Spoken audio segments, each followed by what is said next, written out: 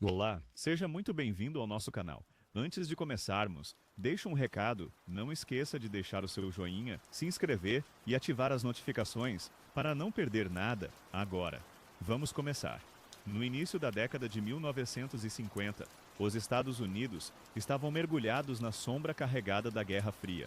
Radares recém-integrados espiavam o céu, interceptadores aguardavam prontos e o público estava fascinado e ao mesmo tempo apreensivo diante de relatos de objetos voadores não identificados. Desde o misterioso caso de Kenneth Arnold, em 1947, os jornais não paravam de trazer manchetes sobre aparições aéreas inexplicáveis, enquanto as autoridades militares reforçavam a vigilância do espaço aéreo.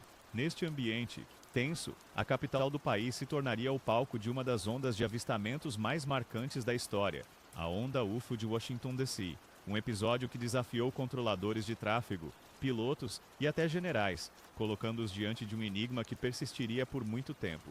Tudo começou na noite de 19 para 20 de julho de 1952, quando controladores no Aeroporto Nacional de Washington observaram em seus radares uma série de ecos, sem plano de voo e sem qualquer identificação. E esses ecos moviam-se de uma forma errática, às vezes lentamente, outras vezes acelerando abruptamente, realizando mudanças de direção que desafiavam as leis da aviação convencional. No mesmo momento, o radar da base aérea de Andrews também registrava alvos correspondentes, reforçando a ideia de que aquilo não era mera interferência.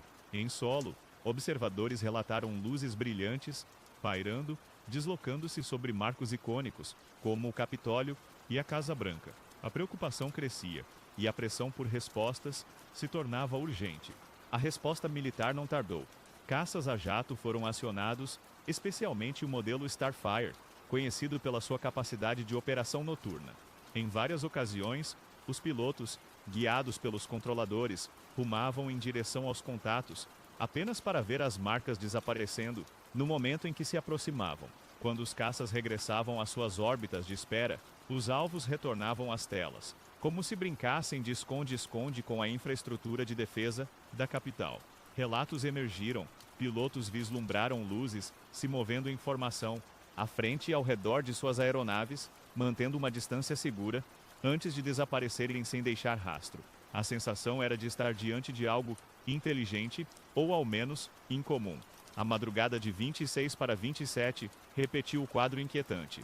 Novamente, radares civis e militares detectaram alvos sem identificação, e a história se repetiu, acionamento de interceptadores, aproximação e sumiço. O controlador Harry Barnes, do Serviço de Tráfego Aéreo, relatou que os alvos exibiam um comportamento de deslocamentos suaves e acelerações que desafiavam as capacidades conhecidas da aviação. Em Andrews, operadores também presenciaram sinais consistentes, respaldando a ideia de que não era uma falha isolada. Os registros daquela onda revelam-se ricos, anotações de turnos de controle, diários de bordo, relatórios de radar e comunicações entre torres, centros de controle e esquadrões de caça. Tripulações civis que se aproximavam de Washington relataram luzes anômalas, pontos brilhantes que variavam em intensidade e pareciam reagir à presença das aeronaves.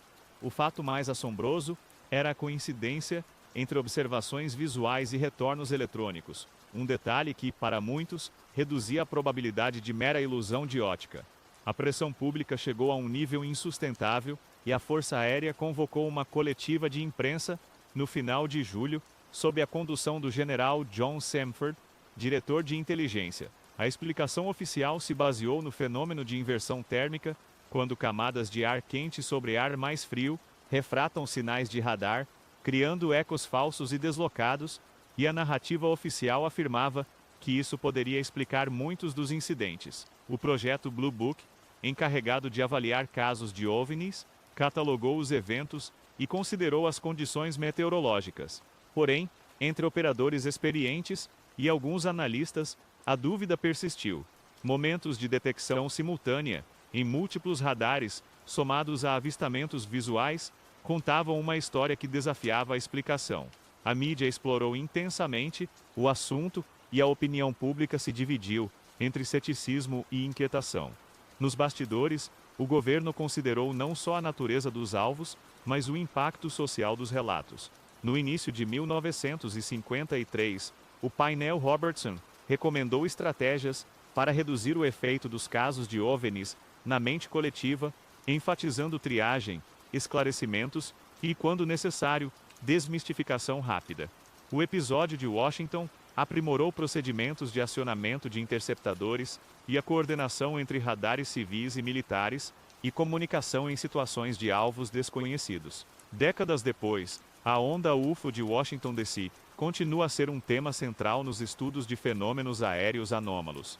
Os defensores da explicação atmosférica trazem dados meteorológicos compatíveis, enquanto os críticos lembram a consistência multiestação dos retornos e os relatos de pilotos que descreveram manobras impossíveis de se conciliar com reflexos de radar ou miragens. No campo entre o prosaico e o extraordinário, permanece um hiato de evidência conclusiva. O dossiê final é complexo, denso com documentação, personagens qualificados e conclusões oficiais que não encerram o tema. Washington, o centro do poder, se tornou o cenário de um jogo de sombras, entre telas de radar, luzes na escuridão e a necessidade institucional de oferecer calma e controle.